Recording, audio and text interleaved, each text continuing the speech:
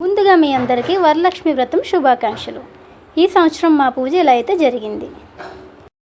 మనం చేసుకునే వరలక్ష్మి వ్రతం పూజ ఎలా చేసుకోవాలో ఇక్కడ నేను వివరిస్తాను, వినండి. పూర్వకాలంలో మగధ దేశంలో కుండినం అనే పట్టణం ఒకటి ఉండేది. ఆ పట్టణంలో బంగారు కుడ్యములతో రమణీయంగా ఉండేది. ఆ పురంలో చారుమతి అనే ఒక బ్రాహ్మణ స్త్రీ ఉండేది. ఆమె సుగుణవతి, వినయ విధేయతలు, భక్తి గౌరవాలు గల యోగ్యురాలు. ప్రతిరోజు ప్రాతకాలాన్ని నిద్రలేచి భర్త పాదాలకు నమస్కరించి ప్రాతకాల గృహకృత్యాలను పూర్తి చేసుకుని అత్తమామల సేవలో తరించి వరలక్ష్మి వ్రతాన్ని ఆదిదేవత అయిన వరలక్ష్మీదేవి ఒకనాటి రాత్రి సమయంలో చారుమతికి కలలో సాక్షాత్కరించింది. ఓ చారుమతి, ఈ శ్రావణ పౌర్ణమి నాటికి ముందు వచ్చే శుక్రవారం నాడు నన్ను పూజించు. నీవు కోరిన వరాలు కానుకలను ఇస్తానని చెప్పి అంతర్ధానమైంది. చారుమతి సంతోషించి, హే జనని, నీ కృపా కటాక్షాలు కలిగిన వారు ధన్యులు, వారు సంపన్నులుగా విద్యాంసులుగా మన్ననలను పొందుతారు. ఓ పావని, నా పూర్వజన్మ సుకృతం వల్ల నీ దర్శనం నాకు కలిగింది అని పరిపరి విధాల వరలక్ష్మి వ్రతని స్తుతించింది. అంతలోనే మేల్కొన్న చారుమతి అదంతా కలగా గుర్తించి తన కలను భర్తకు అత్తమామలకు తెలియజేసింది. వారు చాలా సంతోషించి చారుమతిని వరలక్ష్మి వ్రతాన్ని చేసుకోమని చెప్పారు. పురంలోని మహిళలు చారుమతి కలను గురించి విని వారు కూడా పౌర్ణమి ముందు రాబోయే శ్రావణ శుక్రవారం రోజు ఎదురు చూడసాగారు. శ్రావణ శుక్రవారం రోజున పట్టణంలోని స్త్రీలందరూ ఉదయాన్నే లేచి తలారా స్నానం చేసి పట్టు వస్త్రాలు ధరించి చారుమతి గృహానికి చేరుకున్నారు.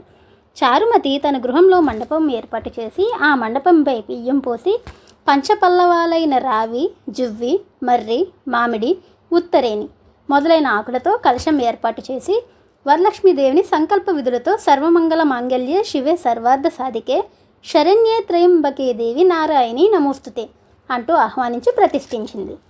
అమ్మవారిని షోడాశోపచారాలతో పూజించి భక్ష్యభోజ్యాలను నివేదించారు. 9 పోగుల తోరణాన్ని చేతికి కట్టుకుని ప్రదక్షిణలో నమస్కారాలు చేశారు. మొదటి ప్రదక్షిణ చేయగానే కాలి అందేలు గల్లి గల్లుమని మోగాయి. రెండో ప్రదక్షిణ చేయగానే హస్తాలకు నవరత్న ఖచ్చిత కంకణాలు దగదగా మెరవసాగాయి. మూడో ప్రదక్షిణ చేయగానే అందరూ సర్వాభరణ భూషితులయ్యారు. వారు చేసిన వరలక్ష్మి వ్రతం ఫలితంగా చారుమతి గృహంతో పాటు ఆ పట్టణంలో ఇతర స్త్రీల ఇల్లు కూడా ధన, కనక, వస్తు వాహనాలతో నిండిపోయాయి. వారి వారి ఇళ్ళ నుంచి గజతర, గరధ వాహనాలతో వచ్చి ఇళ్లకు తీసుకెళ్లారు. వారంతా మార్గమధ్యంలో చారుమతిని వేణోళ్ళ పొగుడుతూ ఆమెకు వరలక్ష్మీదేవి కల్లో సాక్షాత్కరించి అనుగ్రహించగా ఆమె చేసిన వ్రతంతో తమని కూడా మహద్భాగ్యవంతులను చేసిందని ప్రశంసించారు.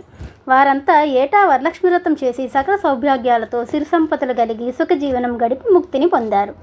మునులారా, శివుడు పార్వతికి ఉపదేశించిన ఈ వరలక్ష్మి వ్రత విధానాన్ని సవిస్తరంగా మీకు వివరించాను. ఈ కథ విన్నా, ఈ వ్రతం చేసినప్పుడు చూసినా కూడా సకల సౌభాగ్యాలు, సిరి సంపదలు, ఆయురారోగ్య ఐశ్వర్యాలు సిద్ధిస్తాయని సూత మహాముని సౌనకాది మహర్షులకు చెప్పారు. ఈ కథ విని అక్షింతల శిరసుపై వేసుకోవాలి.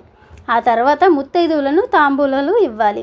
అందరికీ తీర్థప్రసాదాలు ఇచ్చి పూజ చేసిన వారు కూడా వీటిని తీసుకోవాలి. అమ్మవారికి పెట్టిన నైవేద్యాన్ని వాళ్ళే ఆరగించాలి, మర్చిపోకండి. రాత్రి ఉపవాసం ఉండి భక్తితో వేడుకుంటే వరాలందించే తల్లి వరలక్ష్మీదేవి మీకు అన్నీ అందించేదను.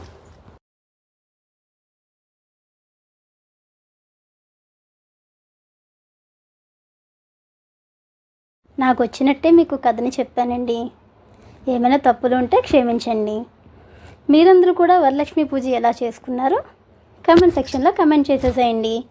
మా ఇంట్లో వరలక్ష్మి పూజ అయితే ఈ విధంగా జరిగింది. నేనైతే ఈ విధంగా చేసుకున్నాను. ఎలా చేశానండి? ఏమైనా తప్పులు ఉంటే క్షమించండి.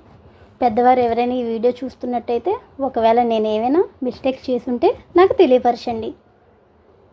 ఇలాంటి మరెన్నో వీడియోస్ కోసం మన ఛానల్ని సబ్స్క్రైబ్ చేసుకోండి. Thank you all for watching. Bye bye. నాకు తెలిసిన వాళ్ళు, తెలియని వారు ప్రతి ఒక్కరూ ఆయురారోగ్య ఐశ్వర్యాలతో సంతోషంగా ఉండాలని మనస్ఫూర్తిగా ఆ దేవుణ్ణి కోరుకుంటున్నాను. మీ అందరికీ మరొక్కసారి వరలక్ష్మి వ్రతం శుభాకాంక్షలు.